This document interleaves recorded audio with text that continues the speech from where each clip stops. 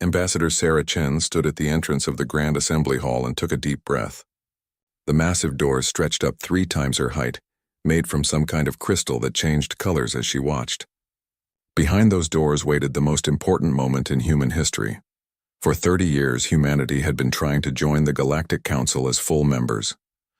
They had been probationary members for all that time, which meant they could trade and talk but had no real voice in decisions. Today, that could finally change. Sarah smoothed down her dark blue diplomatic uniform and checked her notes one more time. Everything had to be perfect. Humanity had worked too hard and come too far to mess this up now. The doors opened with a soft hum, and Sarah walked into the largest room she had ever seen. The assembly hall was built like a giant bowl, with seats rising up in circles around a central speaking platform. But these weren't normal seats for normal people. The Zethkari delegates sat in the front row, their crystal bodies reflecting light in rainbow patterns. They looked like living gemstones, beautiful and cold. Behind them, the Nebulan representatives floated in their containment suits, their gas-form bodies swirling in shades of purple and gold.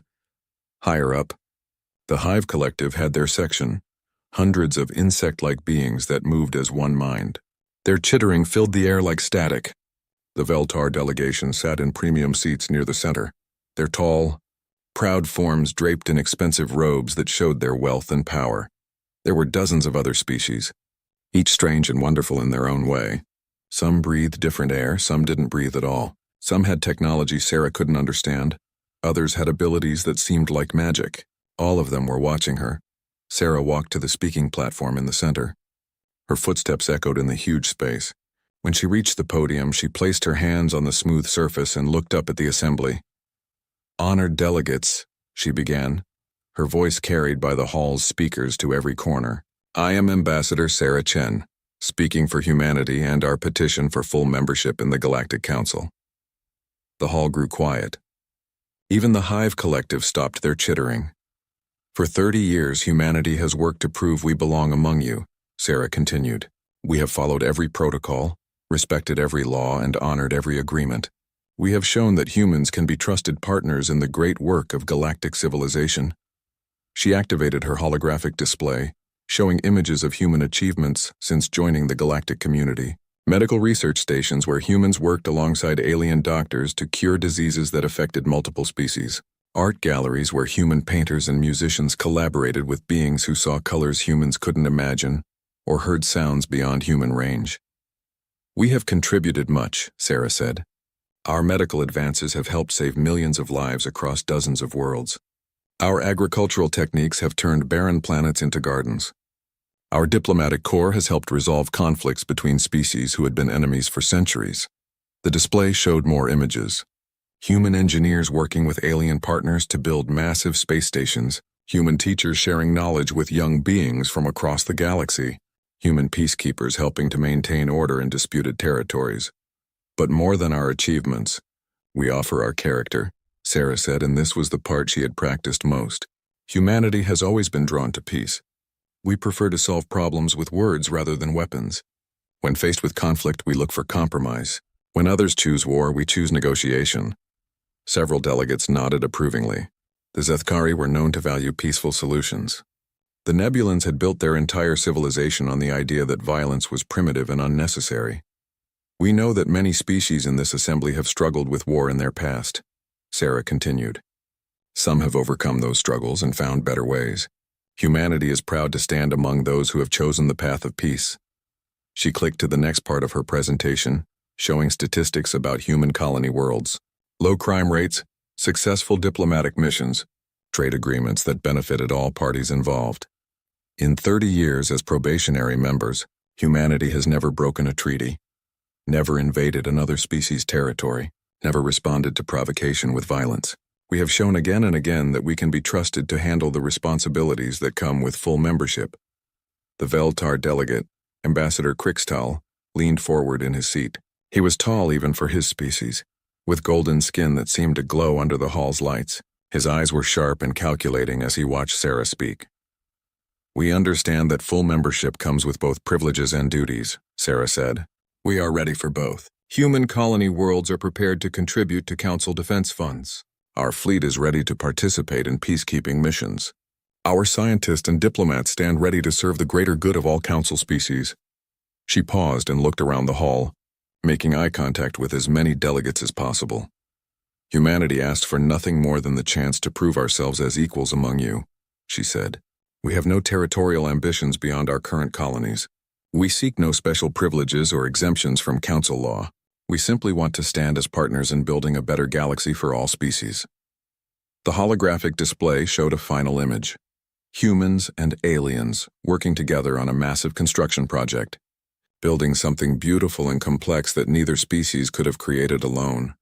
"We believe that diversity makes us stronger," Sarah concluded. "Every species in this assembly brings unique gifts to our shared civilization.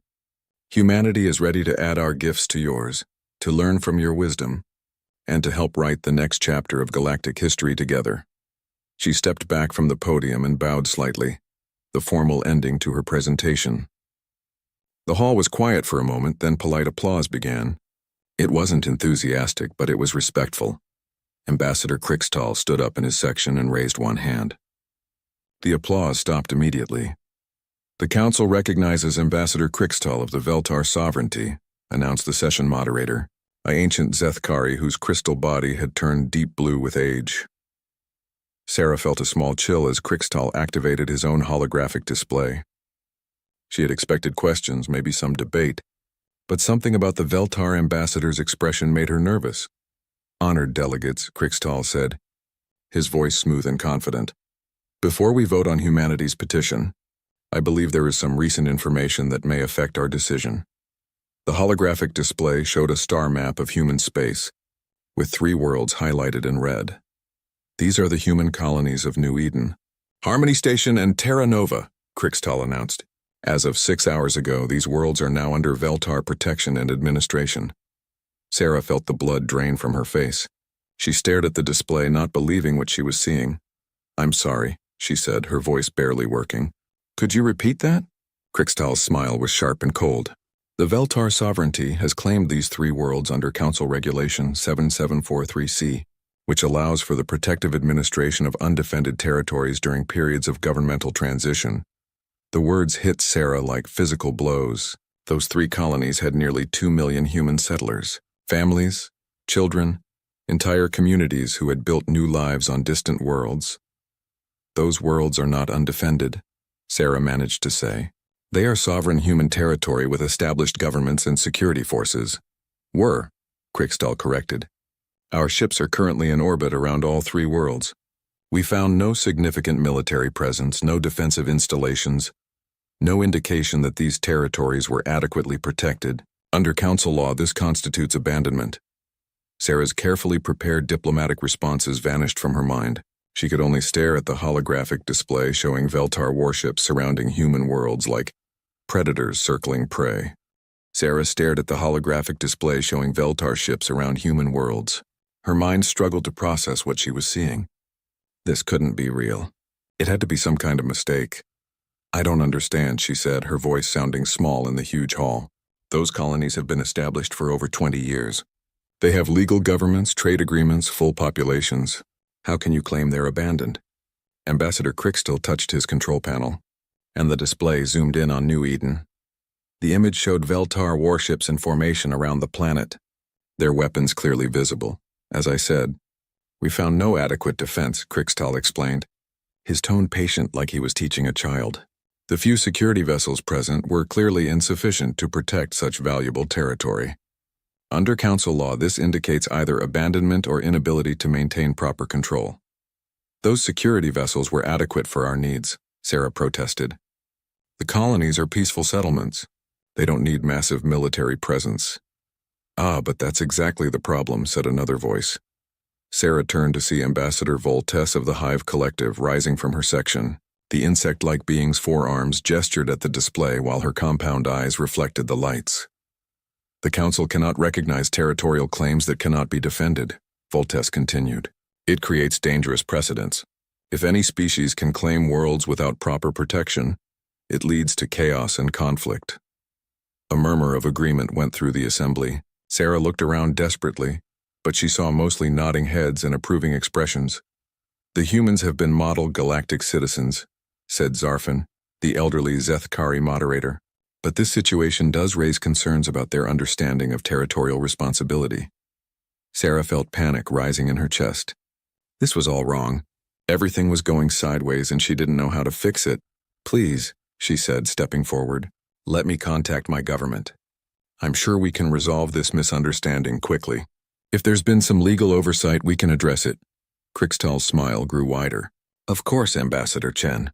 We wouldn't want to cause any unnecessary hardship. The Veltar sovereignty is prepared to be generous in this matter. He touched his controls again, and new text appeared on the display. We are willing to return one of the 3 worlds to human control, he announced. As a gesture of goodwill between our species, we will accept a formal petition for the return of either New Eden, Harmony Station, or Terra Nova. The petition process typically takes between 45 and 50 years, but we may be able to expedite it. 50 years? Sarah's voice cracked. You're talking about 50 years? It's quite reasonable, actually, Voltes commented. Most territorial disputes take much longer to resolve. The Veltar are being very accommodating. Sarah looked around the assembly hall again. The other delegates were treating this like normal business. Some were even taking notes. Nobody seemed shocked or outraged that 3 human worlds had just been stolen. What about the people living there? Sarah asked. What about the families and communities? You can't just take over populated worlds. The residents will be well cared for, Krixtal assured her. Veltar administration is known for its efficiency. They will have full rights as protected persons under our governance. Many may find they prefer our system to their previous arrangements. Those are human citizens, Sarah said, her voice getting louder. They didn't choose to become part of your sovereignty. They built their lives on those worlds as free people. And they remain free, Krixtal replied smoothly. Free to petition for different arrangements through proper channels. Free to relocate if they prefer. Free to contribute to the prosperity of their new administrative region. The casual way he talked about it made Sarah's skin crawl. He was discussing the conquest of 3 worlds like it was a minor paperwork issue. Perhaps we should return to the matter at hand, suggested Ambassador Nithra of the Floating Cities. Her species lived in massive ships that never touched solid ground, and they had little patience for territorial disputes. Humanity's petition for full membership. Yes, of course, Zarfin agreed. Though I must say, this situation does raise questions about human readiness for the responsibilities of full membership. Sarah felt the room spinning around her. Everything was falling apart. The presentation she had worked on for months was forgotten. The careful diplomatic language she had practiced was useless. Her people were in danger and nobody seemed to care.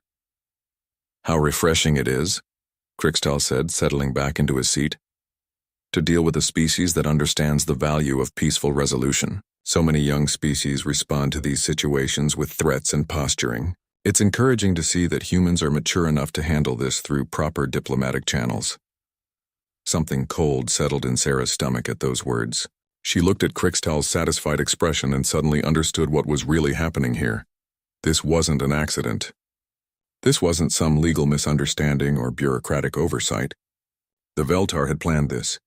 They had waited until humanity's most important diplomatic moment, then struck at exactly the right time to cause maximum damage. They had counted on humanity being too polite, too diplomatic, too committed to peaceful solutions to cause a scene in front of the entire Galactic Council. They expected her to accept this quietly and work through the proper channels while they consolidated control over 3 human worlds.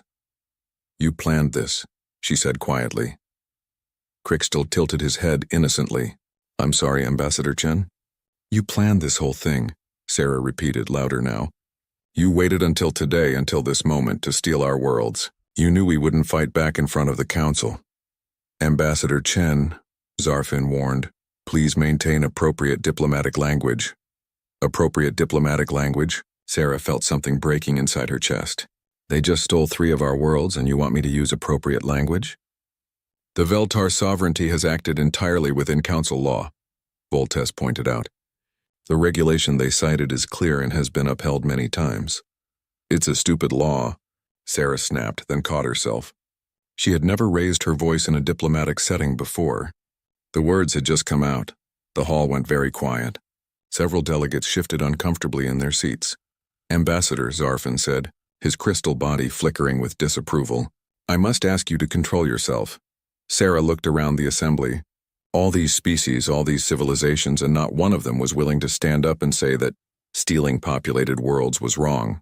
They were hiding behind regulations and procedures while her people suffered. Control myself, she repeated slowly.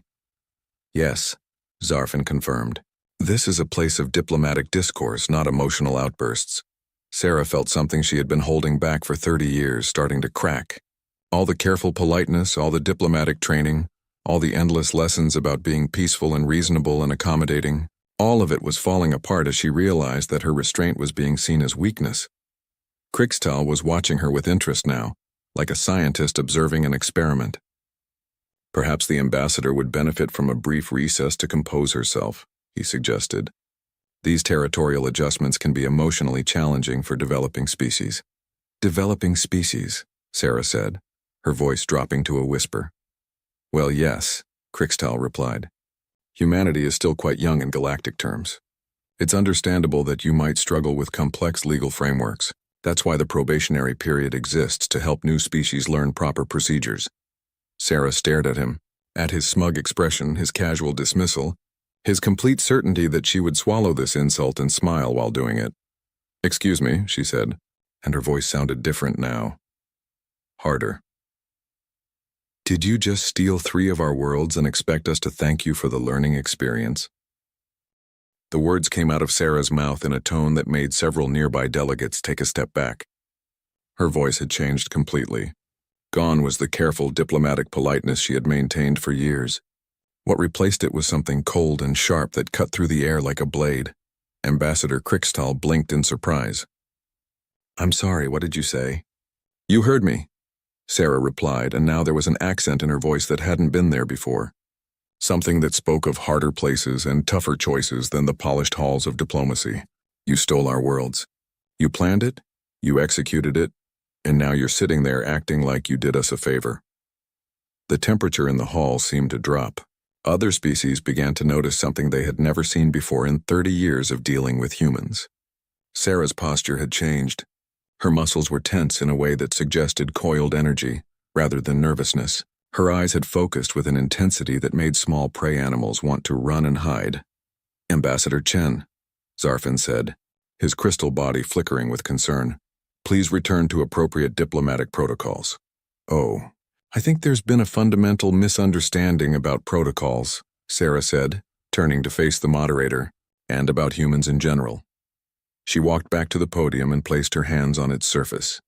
When she looked up at the assembly, her expression was completely different from the hopeful diplomat who had started the session. You know what I think happened here? She asked the room. I think you've all gotten the wrong impression about my species. 30 years of watching us be polite and peaceful and diplomatic, and you've decided that's just how we are, natural pacifists who roll over when pushed. Krikstal had recovered from his surprise and was leaning forward with interest. Are you threatening the council, Ambassador? I'm not threatening anyone, Sarah replied calmly. I'm clarifying something important. See, I think we need to have a little educational session about human history, because clearly there's been some kind of communication breakdown. She activated her holographic display, but instead of showing the peaceful achievements from her prepared presentation, she began pulling up different files. Computer Access Earth Historical Database. Authorization Chen Alpha 77. Authorization confirmed, the system replied. Historical database online. Let's start with something simple, Sarah said, and the display lit up with an image of Earth from space. This is our homeworld. Beautiful, isn't it? Blue and green and peaceful looking. The delegates nodded politely, not sure where this was going. Here's something interesting about that beautiful, peaceful planet, Sarah continued. In the last 5,000 years of recorded history, there have been fewer than 300 years without a war happening somewhere on the surface. The image changed to show a world map covered in red dots, each one representing a conflict. That's not including the smaller conflicts. The civil wars, the revolutions, the territorial disputes are the times when we were just practicing for bigger wars, Sarah explained conversationally. Those are just the major wars involving multiple nations or significant population centers. Several delegates shifted uncomfortably in their seats. Now, You might be thinking, oh, but that was the old days. Before humans became civilized, Sarah continued. Computer, show the 20th century summary. The display changed to show a timeline of the 1900s. Wars erupted across it like flowers blooming in fast motion. World War I, World War II, Korea, Vietnam, dozens of smaller conflicts. In just 100 years, humans killed more humans than had died in all previous centuries combined, Sarah said matter-of-factly. We invented weapons that could destroy entire cities in seconds. We built enough nuclear weapons to end all life on our planet several times over.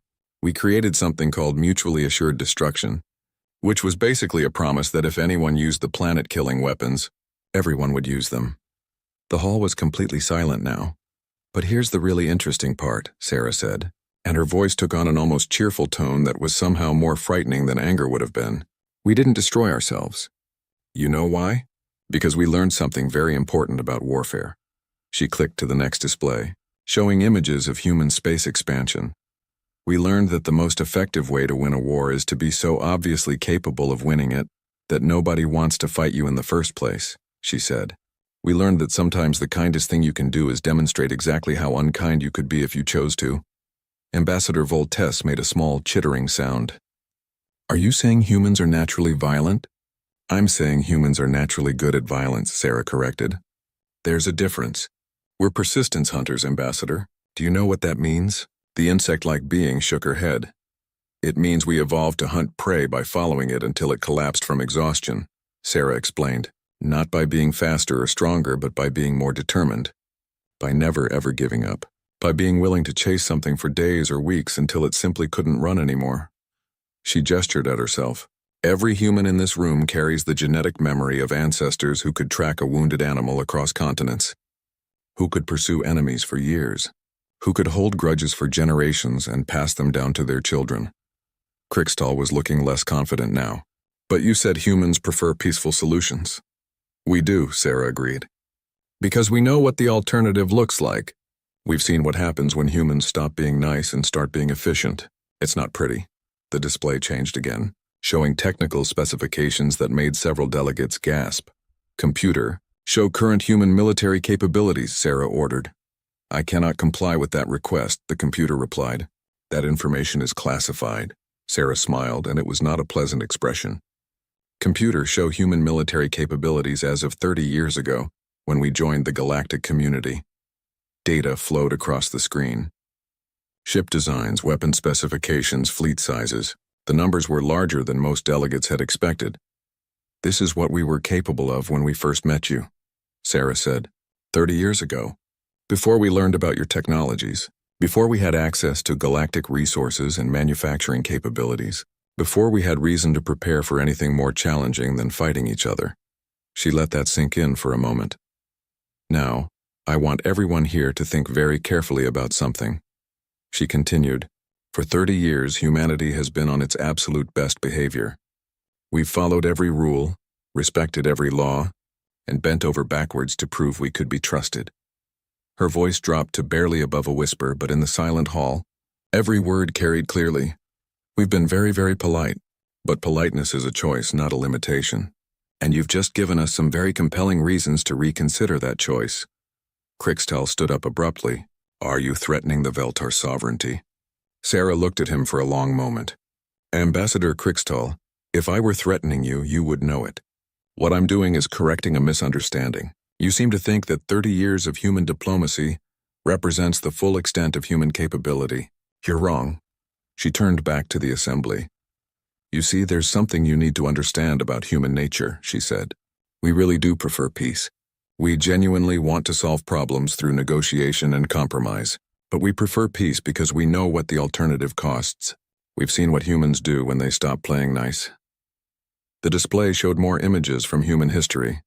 Battlefields, destroyed cities, the aftermath of conflicts that had reshaped entire continents. The thing about human courtesy, Sarah said, is that it's not weakness. It's mercy, and mercy is only meaningful when it comes from a position of strength. She looked directly at Krikstal. You just taught us something very important about council law today. You showed us that taking things by force is perfectly legal, as long as you follow the proper procedures. Thank you for that lesson. We'll remember it. The silence in the assembly hall was absolute. Sarah could hear her own heartbeat as she looked around at the faces of beings from across the galaxy, all staring at her with expressions ranging from confusion to growing alarm. "Computer," she said calmly. "Access human historical military database. Show the Mongol Empire expansion rate." A map appeared showing the rapid spread of horsemen across continents. 13 million square kilometers conquered in less than a century. Population less than 1 million Mongols total. Click. Roman Empire military doctrine. Professional standing armies, standardized equipment, coordinated logistics. Sustained expansion for 600 years. Click. World War II production statistics. In 4 years, one human nation produced 300,000 aircraft, 86,000 tanks, and over 6 million rifles. While fighting a war on multiple continents simultaneously, each image hit the assembly like a physical blow. These weren't the peaceful, diplomatic humans they thought they knew. "But surely," stammered Ambassador Finreth of the Aquatic Collective, "these are ancient history. Your species has evolved beyond such barbarism." Sarah's laugh was sharp and humorless. "Computer, show human entertainment media from the last 50 years. The display filled with movie posters, book covers, and game screenshots. All of them featured war, conflict, and violence as central themes. "This is what humans do for fun," Sarah explained conversationally. "We make up imaginary wars and watch them for entertainment. We create games where the objective is to defeat enemies through superior tactics and firepower. We write stories about heroes who solve problems by being better at violence than the bad guys." She clicked through more examples. "Military strategy is taught in our schools. Our children play with toy soldiers. Our greatest heroes are usually generals, warriors, or people who fought against impossible odds and won." Ambassador Voltesse made a nervous, chittering sound. "But you said humans prefer peace." "We do," Sarah confirmed. "The same way a tiger prefers not to hunt when it's already fed. Preference doesn't mean incapability." She turned to face the Veltar delegation directly. "Ambassador Krixtal, you made a critical error in judgment today. You assumed that because humans choose diplomacy, we're incapable of anything else. Let me correct that misunderstanding." The display changed to show technical specifications that made several delegates gasp in shock. "These are human ship designs from 20 years ago," Sarah said. "Notice anything interesting about them?" Zarfin's crystal body flickered as he processed the information. "These are not exploration vessels. These are warships." "Very good," Sarah said approvingly. "Every human exploration ship is armed. Every cargo vessel has military-grade shields and can be converted to a troop transport in under 6 hours. Every research station has enough firepower to level a small city." She clicked to the next screen. "Human colony ships don't just carry settlers and supplies. They carry complete industrial bases, defensive systems, and the capability to build more ships from whatever raw materials they find." The implications began to sink in around the room. "You see, we learned something important from our history," Sarah continued. "The species that survive are the ones that prepare for war even when they hope for peace. The civilizations that endure are the ones that can defend what they've built." Ambassador Nithra spoke up from the Floating Cities delegation. "Are you saying humans have been preparing for war this entire time?" "I'm saying humans are always prepared for war," Sarah corrected. "It's how we think. When we build a city, we consider how to defend it. When we plan a trade route, we think about how to protect it. When we establish a colony, we make sure it can survive attack." She gestured at the specifications on the display. "Do you think those 3 colonies you took were really undefended? Or do you think maybe human definitions of adequate defense are different from yours?" Krixtal was looking distinctly uncomfortable now. "The colonies had minimal security forces." "Minimal visible security forces," Sarah corrected. "Computer, show hidden defense installations on New Eden, Harmony Station, and Terra Nova." "I cannot comply with that request," the computer replied. "That information is classified at the highest levels." Sarah's smile was cold. "Of course it is. Because humans learned a long time ago that the best defenses are the ones your enemies don't know about." She walked closer to the Veltar delegation. "Tell me, Ambassador, when your ships arrived at those colonies, how many surrender demands did you have to send?" What do you mean?" "How many times did you have to ask before the human governments agreed to your takeover? How long did the negotiations take?" Krixtal looked confused. There were no negotiations. The colonies offered no resistance. No resistance at all? Sarah asked innocently. How interesting. And did you wonder why? The question hung in the air like a threat. Computer, Sarah said, show human military doctrine regarding asymmetric warfare. Text appeared on the screen describing tactics that made several delegates step back in horror. Guerrilla warfare, sabotage, psychological operations, the systematic destruction of infrastructure to deny resources to occupying forces. This is what humans do when attacked by a superior force, Sarah explained. We don't fight fair. We don't follow your rules. We make victory so expensive that winning becomes indistinguishable from losing. She looked directly at Crixtal. So why do you think 3 human colonies just surrendered without a fight? Do you think maybe they got orders from Earth? Do you think maybe they're waiting for something? The Veltar ambassador was sweating now, despite the cool temperature in the hall. Computer, show current location of the human deep space fleet, Sarah commanded. I cannot comply with that request. Fleet movements are classified. Computer, show the last known location of the human deep space fleet. The Deep Space Fleet departed Earth system 48 hours ago for routine training exercises. Current location unknown. Sarah's smile grew wider. 48 hours ago. How interesting. That's almost exactly when the Veltar announced their intention to claim human worlds. She turned back to the assembly. You know, there's something else you should understand about human military thinking. We don't just plan for the battle we're fighting. We plan for the war that might come next. The display changed to show star charts of the local region. Computer, show strategic choke points for interstellar travel within 50 light-years of Veltar space. Red dots appeared on the map, marking crucial hyperspace routes and fuel stations. Amazing how many critical locations there are, Sarah observed. Trade routes, communication relays, resource extraction points. It would be terrible if something happened to disrupt traffic through those areas. Crixtal stood up abruptly. Are you threatening Veltar trade? I'm not threatening anything, Sarah replied calmly. I'm simply observing that interstellar civilization depends on a lot of infrastructure that seems very vulnerable when you think about it. She clicked to another display showing technical specifications. For human ships, do you know what humans call ships that can travel faster than light, carry massive cargo loads and operate independently for months at a time? She asked. The assembly waited.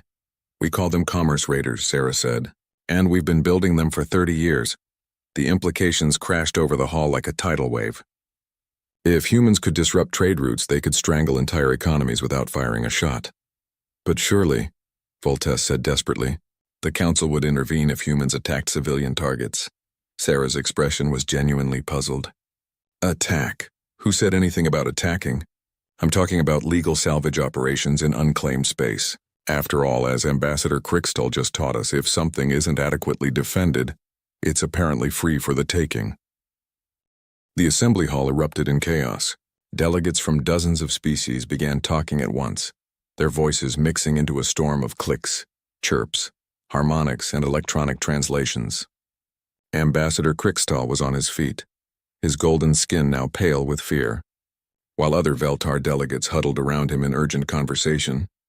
Sarah stood calmly at the podium, watching the panic spread through the room like ripples in a pond. She had spent 30 years learning to read alien body language, and what she saw now was terror. Order. Zarfin's crystal body flashed brilliant white as he called for quiet. This assembly will maintain order. The noise gradually died down, but the tension remained thick in the air. Ambassador Chen, Zarfin said, his voice tight with strain, I must ask you to clarify your statements. Are you speaking for the human government? I'm speaking as someone who knows my own species, Sarah replied.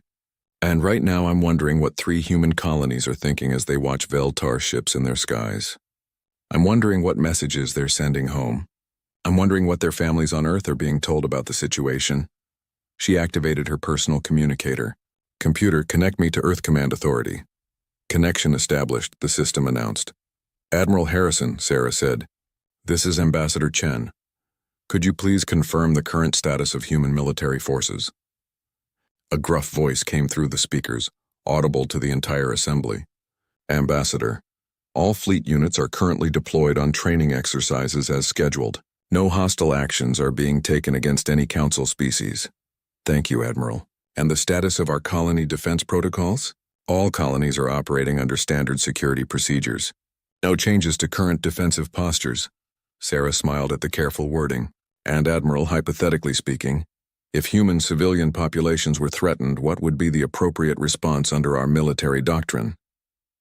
There was a pause. Hypothetically, Ambassador, the protection of human civilians is our highest priority. We would take all necessary measures to ensure their safety, using whatever force level the situation requires. Including the use of our deep space capabilities? Including all available assets, yes, ma'am. Thank you, Admiral. Chen out. She closed the connection and looked around the assembly. The delegates were staring at her with new understanding. The polite, diplomatic humans they thought they knew had just revealed teeth. Now then, Sarah said conversationally. Where were we? Oh yes, Ambassador Crixtal was explaining how legal it is to take poorly defended territories. Crixtal was sweating openly now. Perhaps there has been some misunderstanding about the status of those colonies. Oh, I don't think there's been any misunderstanding, Sarah replied. I think you understood the situation perfectly. You counted on humans being too polite to make a scene in front of the council. You expected us to accept this quietly and work through your 50-year petition process while you consolidated control. She walked down from the podium and moved closer to the Veltar delegation. Several of them backed away as she approached. But here's what you didn't understand, she continued. Humans have been polite for 30 years because we chose to be. Because we wanted to prove we could be trusted, that we could be part of galactic civilization without causing problems. Her voice dropped to barely above a whisper, but every word carried clearly in the silent hall. You just proved to us that being polite doesn't work, that playing by the rules doesn't protect our people, that all our efforts to be good galactic citizens were seen as weakness. She stopped directly in front of Crixtal. So thank you, Ambassador. You've taught us a very valuable lesson about how things really work out here. Now wait, Crixtal said quickly. There's no need for anyone to do anything hasty. Perhaps we can negotiate a different arrangement. Negotiate? Sarah's eyebrows rose. But Ambassador, you already explained that this was all perfectly legal. Why would you want to negotiate about something that's already been decided? She turned to address the full assembly. You know what I find fascinating about this situation? For 30 years, humans have been asking for full council membership. We've been told we need to prove our commitment to peace, our respect for council law, our willingness to contribute to galactic civilization. Her voice began to rise. We followed every rule, honored every agreement, and bent over backwards to show we could be trusted. And the moment we're on the verge of achieving that goal, you steal our worlds and tell us it's legal. She gestured at the star map, still showing human space. Computers show human territorial.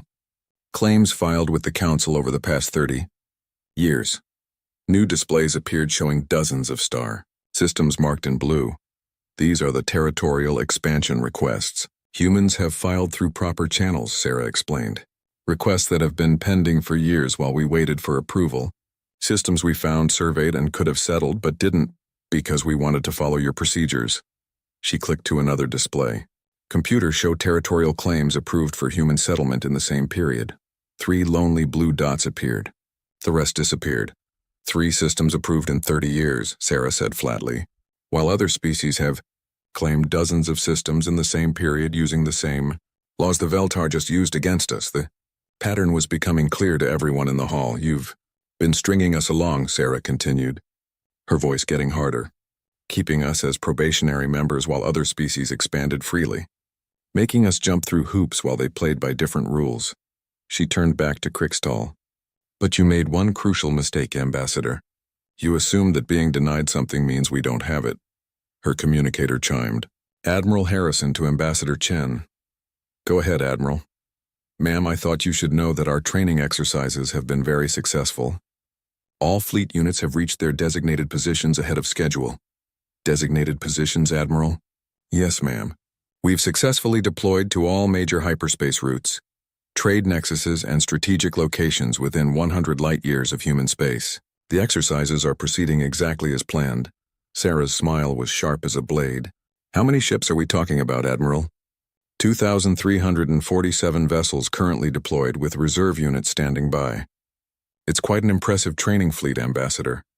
The number hit the assembly like a physical blow.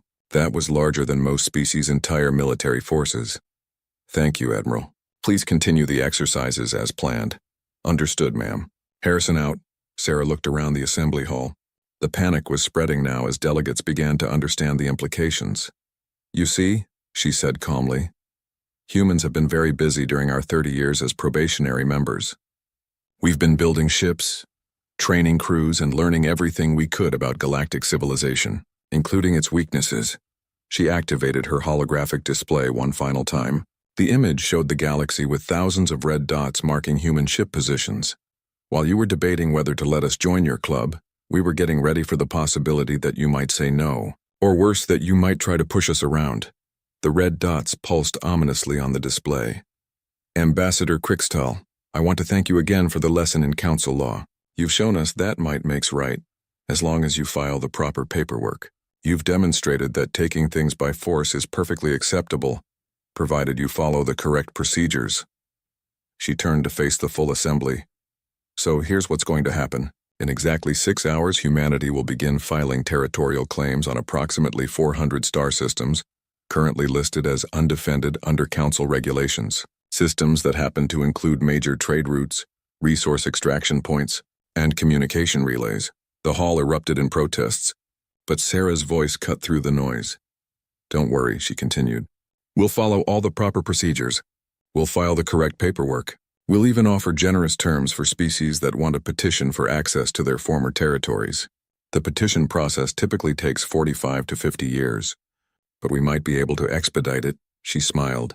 And it was the most terrifying expression anyone in the assembly had ever seen.